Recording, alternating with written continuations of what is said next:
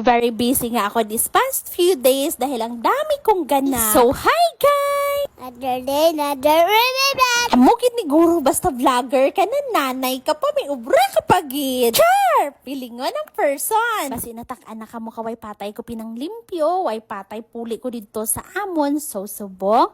Dalon ko kamo kung ano naman ang ginapagkapisihan ko.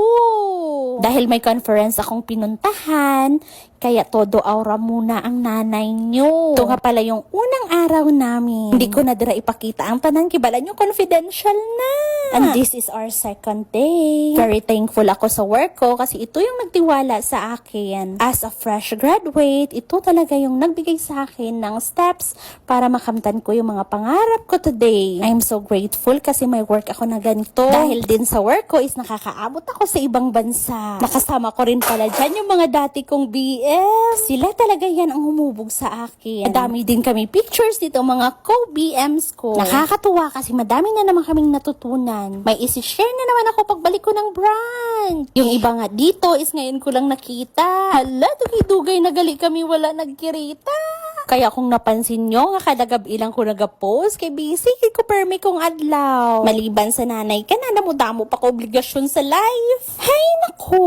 Pero thankful gyapon ko kay may mga opportunities nga kagaya nito. And this is our last night, ganda-gandahan ng mga person. Ito nga pala yung huling gabi namin dito. Oh, pakak! Ay, dapat lang naka-aura. Nayawan pa naman ako sinakapangita ka ng dress ko. Last minute ko na dira nakita ng dress ko. Kaya ang plano ko tani mang ukay la pero ay kita ko may nakita. May nakita man ko pero pantulog man to. Hay na lang gid. Alangani nabi mag-order online kay base late pa mag-abot. Wala na gid ako magamit. Mayo na lang ganing may nakita ako diri sa palibot lang. Kay hindi siya sakto sa budget ko, gilibre na lang ako ni Daddy. Thank you, Dad. May mga brilyante ng lupa rin ako na isinuot. Akala nyo mamahalin, tag 200 lang yan. Pero wag kang ganda. Aura-aurahan muna ang nanay nyo. And ito na yung kinaumagahan, alas 3 pa lang yan. Though isa lang kauras ang tulog ko, mapuli na naman kami. After ko nga niya nakauwi, umalis din kami kaagad ni Daddy. Wala na ni pahuway-pahuway, diretso na ni sabak dayon. Char! Rest day ko gali subong guys. Para energetic kita, namata na naman kami. Gachismis pa kami dira ni Daddy, kay malakat kami kay ate. Hambal ko, malagaw lang ko to kadali, pero bilog ko nga adlaw, dito na ko nagtambay sa iya sini. May transaction na abi siya, kag syempre, ako ang giupod niya. Kasi naman, ako lang naman sa ligan niya. Ako pa ba? Dapat karon tagaan niya gid ako sinisang komisyon kay biskan tuyo pa ko.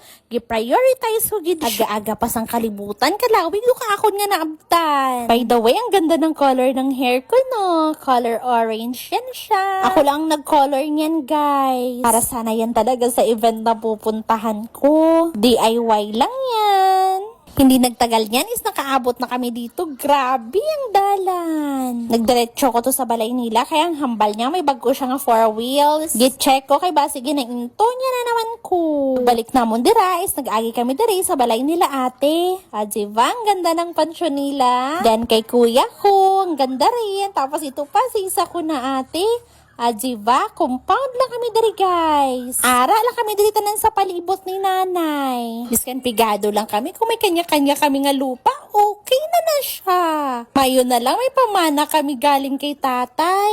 Kay kung wala, why na gani kami kwarta, wala pa lupa, kaluoy na mga person sini. Si ate ko pag-abot ko diri, nga pahilot. Garilingin gidulo niya kung paano gastuson ang iya nga kayamanan. Stress na siya dira. Kaya dapat kung stress ikaon nyo gid ako. Para may pulo si upod-upod ko sa inyo. Naghabol upod mang galidrang bata ko kay hidlaw man na siya sa akon. So hasta na lang diri. Thank you for watching. Bye-bye!